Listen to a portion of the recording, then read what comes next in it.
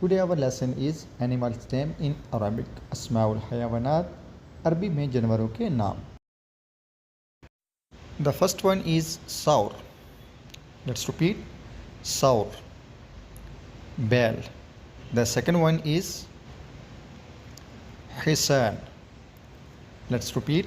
Hisan. Hisan. Goda. Hisan. Goda. The third one is himar. Himar. Let's repeat. Himar. Gada.